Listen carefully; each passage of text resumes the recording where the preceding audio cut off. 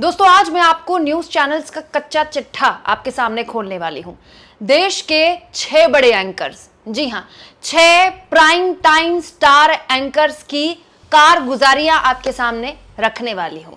मैं आपको बताने वाली हूं दोस्तों बाकायदा पूरे डेटा के साथ कि कैसे देश के 6 सबसे ज्यादा देखे जाने वाले एंकरों ने खुलेआम देश में किस हद तक विपक्ष को दुश्मन घोषित करने में कोई कसर नहीं छोड़ी। बकायदा इसका डेटा न्यूज लॉन्ड्री ने छापा है। दोस्तों न्यूज लॉन्ड्री की खबर देखिए जिसमें 1 फरवरी से 12 अप्रैल तक के करीब 429 सेगमेंट्स को ट्रैक किया गया 6 एंकर्स के। वो 6 एंकर्स कौन है वो भी मैं आपको दिखाऊंगी। 6 अलग अलग न्यूज चैनल्स के 6 एंकर्स। ये वो एंकर्स हैं जो सबसे ज्यादा टीआरपी होने का दावा करते हैं। ये वो एंकर्स हैं जो अपने चैनल के लाडले हैं, प्यारे हैं, दुलारे हैं, लेकिन ये अपने प्राइम टाइम में क्या कर रहे हैं ये आप देखिए तफसील से। दोस्तों शुभांग गौतम, इशिता प्रदीप और सईदो जमान ने बकायदा इस पूरे के पूरे खेल का पर्दाफाश किया है न्यूज लॉन्ड्री के लिए। सबसे पहले बात करते हैं ये महाशय जो कि कुख्यात हो चुके हैं अपने बदनाम, अपने जहरीले शोज की वजह से, अमीश देवगन। दोस्तों अमीश देवगन तो इतने बदनाम हैं कि एनबीडीएसए पर इनके शोज जा चुके हैं, इन पे जुर्माने लग चुके हैं। दोस्तों चुनाव आयोग तक इनकी शिकायत हो चुकी है ना। मैंने आपको दिखाई थी एक खबर जिसमें कांग्रेस ने चुनाव आयोग में अमीश देवगन के शो की शिकायत की थी। क्या आप जानते हैं दोस्तों फरवरी 1 से अप्रैल 12 तक मतलब पीक चुनाव के वक्त अमीश देवगन ने अपने प्राइम टाइम में क्या किया?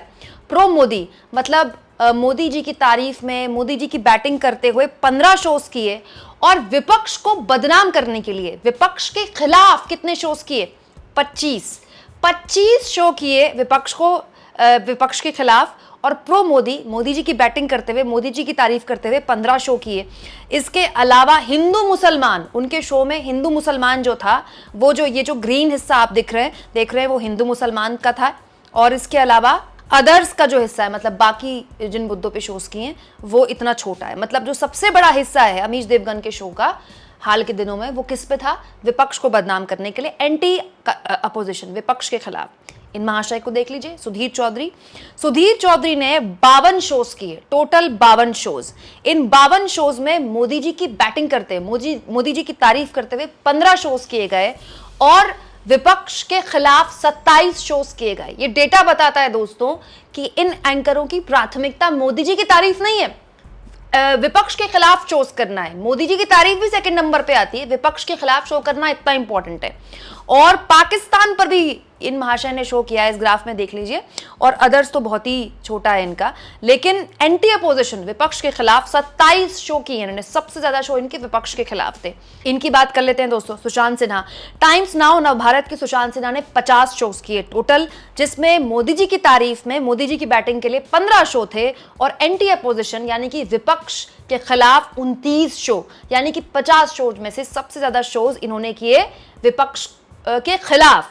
यहां अर्नब गोस्वामी का भी बात कर लेते हैं। 127 शो इन्होंने किए जिसमें 73 शो विपक्ष के खिलाफ थे, एंटी अपोजिशन, और 32 शो मोदी जी के समर्थन में। और अच्छा खासा वक्त इन्होंने पाकिस्तान के लिए शो करने के लिए भी था, पाकिस्तान के मुद्दों पर शो करने के लिए। पाकिस्तान तो हॉट टॉपिक है न्यूज चैनल्स का, आप जानते हैं। ध्यान से देखिए दोस्तों, सारे एंकर्स की प्राथमिकता है कि एंटी अपोजिशन, विपक्ष के खिलाफ शो ज्यादा हो। मोदी जी भी सेकंड प्रायोरिटी में आते हैं। दोस्तों इनको भी जानते होंगे आप, राहुल शिवशंकर, CNN न्यूज 18 के। इन्होंने 90 शो किए जिसमें 37 शो विपक्ष के खिलाफ थे, 27 शो मोदी जी के समर्थन, मतलब मोदी जी के समर्थन से 10 शो ज्यादा इन्होंने विपक्ष के खिलाफ किए। नाविका कुमार, जिनके शोज में कई बार कंगना बड़े चाव और गर्व से कह चुकी हैं कि भीख में मिली है आज़ादी हमको, तो सन 47 में, असली आज़ादी तो 2014 के बाद मिली है। मोदी जी के तारीफ में इन्होंने मात्र 12 शो किए, 51 शोज में से, 51 शोज में से 33 विपक्ष के खिलाफ है। तो ये तो इनका हाल है दोस्तों। ओवरऑल आपके सामने मैं रख देती हूं। ओवरऑल जितने भी शोज हुए हैं उसमें 224 शो 1 फरवरी से 12 अप्रैल तक 224 शो विपक्ष के खिलाफ हुए हैं। मोदी जी के समर्थन में ओवरऑल इन 6 एंकर्स के शोज हुए हैं 116। हिंदू मुस्लिम के नाम पर 24 शोज किए इन लोगों ने। इसके अलावा एंटी गवर्नमेंट, प्रो अपोजिशन मात्र 6 शोज किए हैं। और सबसे ज्यादा डरावना नौकरियों और शिक्षा के नाम पर केवल 5 शो हुए, मतलब टोटल 6 एंकरों ने मिलाकर 5 शो किए हैं नौकरी और रोजगार के नाम पर, और अदर्स 54। अब अदर्स में पाकिस्तान भी आता है। तो ये तो हाल है दोस्तों इन न्यूज चैनल्स का। अब इस स्थिति में आप क्या उम्मीद कर सकते हैं कि ये न्यूज चैनल्स आपकी आवाज बनेंगे? दोस्तों ये जितने भी 6 के 6 न्यूज एंकर्स हैं ना, कोई भी अपने चैनल में सिर्फ शो नहीं करता है, सब अपने अपने चैनल के संपादक लेवल के एंकर हैं। जितनी भी सुबह या शाम को होने वाली मीटिंग्स जो होती है, इंपॉर्टेंट मीटिंग जिसमें तय होता है कि सुबह के टाइम पे खबरें क्या चलेंगी, शाम के टाइम में प्राइम टाइम में खबरें क्या चलेंगी, ये तमाम लोग न केवल अपना शो देखते हैं बल्कि अपना पूरा का पूरा टाइम बैंड देखते हैं। हैरानी इस बात की है दोस्तों कि ये तमाम न्यूज़ एंकर्स जो अपने अपने टाइम बैंड को एक तरह से रन कर रहे हैं अपने नाम पर, पूरा का पूरा शो इनके नाम पर चल रहा है, ये खुलेआम देश में न केवल विपक्षी दलों के खिलाफ एक माहौल बना रहे हैं, बल्कि विपक्षी दलों को ठीक चुनाव के दौरान, चुनाव के बीच में एक तरह से आप कह सकते हैं, उनको दुश्मन घोषित कर रहे हैं। दोस्तों ये बहुत खतरनाक है। दोस्तों ये एक तरह की मोटोस ऑपरेंडी है। इसमें क्या होता है जानते हैं? एक नेता के लिए बैटिंग आप डायरेक्टली करने से बचते हैं, लेकिन आप क्या करते हैं? आप विपक्षियों को दुश्मन घोषित कर देते हैं। सबसे बड़े भ्रष्टाचारी कौन? विपक्षी। सबसे बड़े राष्ट्रद्रोही कौन? विपक्षी। विपक्षियों की तरफ से तमाम तरह के जो बयान आते हैं उस पर दिन भर चर्चा होती रहती है। ये वही न्यूज़ चैनल्स हैं दोस्तों, ये वही स्टार एंकर्स हैं जिन्होंने पिछले 10 साल में देश की हर समस्या के लिए विपक्ष से इस्तीफे की मांग की है। भारत सरकार से ना इनसे एक सवाल पूछा जाता, ना इनसे कोई मुद्दे पर डिबेट की जाती।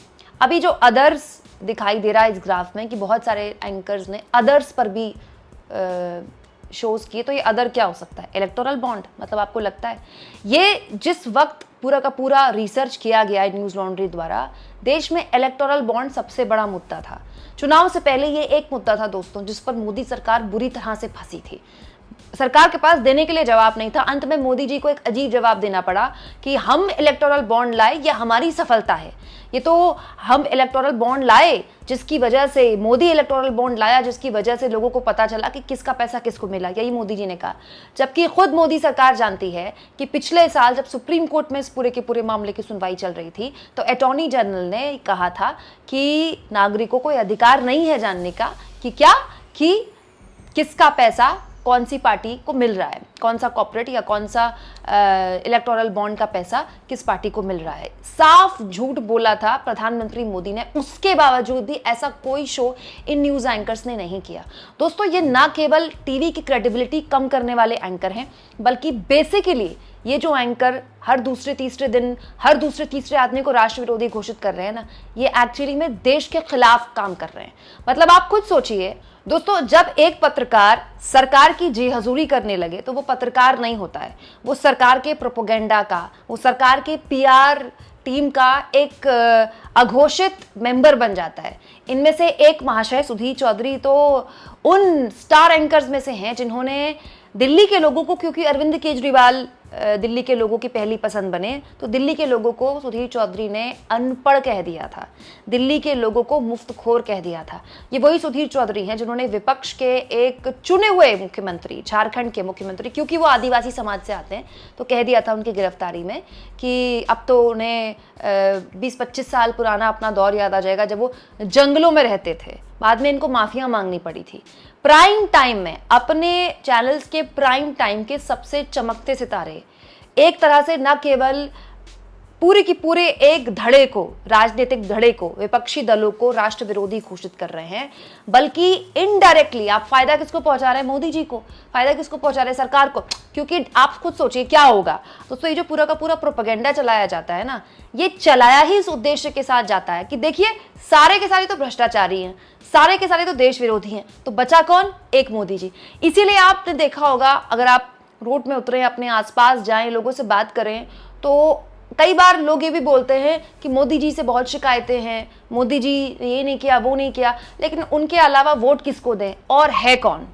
और है कौन? मोदी नहीं तो कौन? दोस्तों पिछले 10 सालों से न केवल ये 6 एंकर बल्कि पूरी की पूरी मीडिया ने इसी एजेंडे के तहत काम किया है कि मोदी नहीं तो कौन, जबकि हमारे देश में ऐसा कभी कोई सवाल रहा ही नहीं।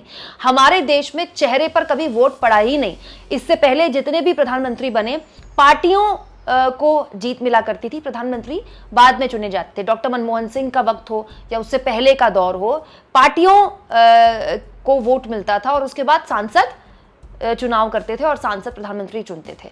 लेकिन प्रधानमंत्री की कल्ट इमेज जो मीडिया ने बनाई दोस्तों, उसमें ना केवल मीडिया ने दिन रात मोदी जी को एक लार्जर देन लाइफ इमेज उनकी बना दी, एक ऐसा नेता बना दिया जो अजय है, बल्कि उनसे सवाल पूछने वाले विपक्ष को राष्ट्र विरोधी और देश का दुश्मन घोषित कर दिया। दोस्तों, एक ऐसा दर्शक जो सोशल मीडिया के जरिए इतना जागरूक नहीं है, गांव देहात में रहता है, अगर दिन रात हर दिन प्राइम टाइम में उसे बार बार एक बात बोली जाएगी तो वो उसके लिए वो सच हो जाएगी। क्योंकि कहते हैं ना कि 100 बार झूठ बोलो तो फिर वो एक दिन सच लगने लगता है। एग्जैक्टली यही किया है न्यूज चैनल्स ने। दोस्तों, ठीक चुनाव के वक्त जब न्यूज चैनल्स के लिए बेहतरीन मौका होता है कि वो सरकार से सवाल पूछे, उसकी जवाबदेही तय करे और उसे पूछे कि पिछले 5 सालों में उसने देश के लिए क्या किया, उस वक्त इन 6 न्यूज एंकर्स ने जिस तरह मोदी जी के लिए बैटिंग की है, इस पर आप क्या सोचते हैं? कमेंट बॉक्स में जरूर लिखें। और जितना हो सके दोस्तों, चैनल को शेयर करें, सब्सक्राइब करें और थैंक्स और ज्वाइन, ये 2 ऑप्शंस हैं जिसके जरिए आर्थिक तौर पर भी आप चैनल के हाथ मजबूत कर सकते हैं।